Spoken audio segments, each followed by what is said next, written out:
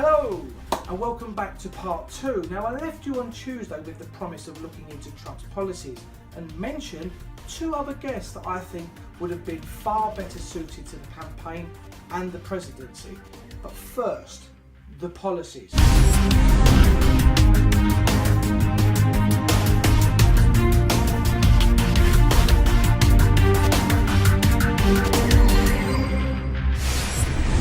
Well, on immigration, he wants to prioritise the jobs, wages and security of the American people.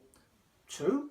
Establish new immigration controls to boost wages and to ensure that open jobs are offered to American workers first.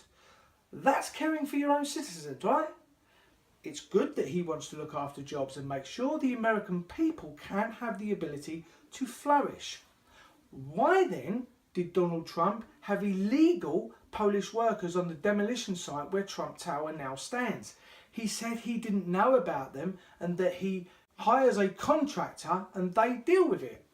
But Trump undoubtedly has an astute business mind. If you were about to spend about $300 million on a building, because that's what it costs to build, that's without how much it costs to clear the site.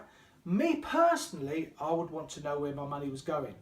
In my experience, and I worked on building sites in London, the Midlands and power stations in Europe, immigrants, as they are known, work bloody hard, but they don't get a lot of money. The fact that they get paid a low wage, which means they are more employable, isn't their fault. They are simply being manipulated by employers. A low wage means more to them. But the illegal workers on Trump's site reportedly worked 12-hour shifts, and most of them used inadequate safety equipment at subpar wages, and their contractor paid now and again rather than a constant wage. One Polish worker even went to Trump's office to ask him for money in person, according to a sworn testimony and a deposition filed under oath in a court case. So this kind of contradicts what he is saying. So considering he has always denied any involvement in employing the illegal workers, why were their documents from the court case kept for more than a decade in 13 boxes in a federal judiciary storage unit in Missouri? No idea. The documents contain testimony that Trump sought out the Polish workers when he saw them on another job, instigated the creation of the company that paid them and negotiated the hours that they would work.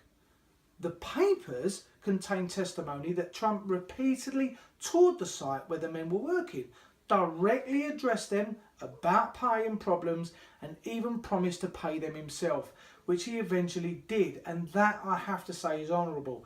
But testifying at a 1990 trial where he faced a charge of participation in a breach of judiciary duty, Trump told a federal judge he still didn't know if the workers were undocumented, arguing that he had hired a subcontractor who employed them and that he personally wasn't very involved in the whole process. Now, number 7 on his list of actions against immigrants is ensure that other countries take their people back when we order them deported. And would you want to subject someone to this? You can't blame immigrants for wanting to flee this environment. Could it be said that Trump should get to the heart of this conflict? Clinton, along with Obama and the American government, created ISIS. Not intentionally maybe, but through their actions and events, they have taken part in ISIS as a byproduct of that. Trump needs to figure out a way to stop this conflict, find a way for Syria to achieve a democracy. If he was to do that, then the immigrants wouldn't feel the need to flee their country. But I feel he will never come out and say something like this. As always with politicians, as in this country, they are so focused on ridiculing each other rather than highlighting their own policies and winning the campaign on pure merit. At a charity dinner recently, Trump almost verbally killed Clinton with the fact that he kept highlighting that she was corrupt. And that may be true, but with character damning one-liners instead of one-liners reinforcing the quality of the policies, one could ask, has it now become about winning and celebrating the fact that one has and will outdo the other? It's always uncomfortable when two people stand and slag each other off, even more so when it's done at a charity event. For me, this slanging match took the limelight away from the real cause of the dinner. Now, I don't live in America and I don't really follow American politics. That is a fact, although I will change now. And after looking into this campaign in a bit more detail than I usually would, I would ask the question, are these two, Trump and Clinton, the right two for the race? Could more have been done to promote Bernie Sanders? I think it could have done. Trump is lucky, he is a billionaire and he is using his own money. Bernie Sanders doesn't appear to have that same luck. On the flip side, could the female side of the campaign be more graceful if it was a Michelle Obama rather than Clinton? I think it could. As with most political campaigns though, there is sometimes a darker side. That side, I think, can be found in the content of Clinton's emails, as I mentioned in part 1 on Tuesday. With the Rothschilds connection being upheld and maintained, has the decision for presidency already been decided? If it has, then is Trump right when he says the vote will be rigged? Has he, like most of us nowadays, touched on something that is closer to the truth than quite scarily so we care to imagine? Only time will tell.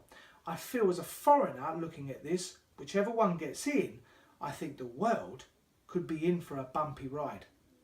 There won't unfortunately be an upload for at least the next 2 weeks. This weekend I'm actually off to America and I will be there for the remainder of the final campaign pushes and for the final vote.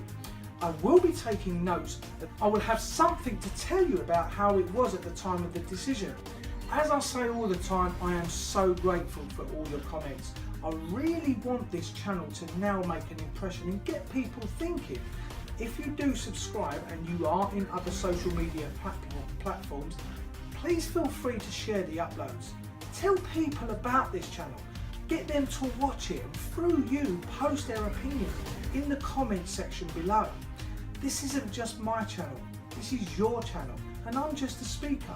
I said once and I'll say again, I really do believe that we can have a political system that is second to none. If you're on Twitter, follow the hashtag and be part of the cure. Thanks again for watching. Click on the thumbs up and show your support. And please, by all means, do subscribe. You can find me in other social media platforms and them links are in the description below.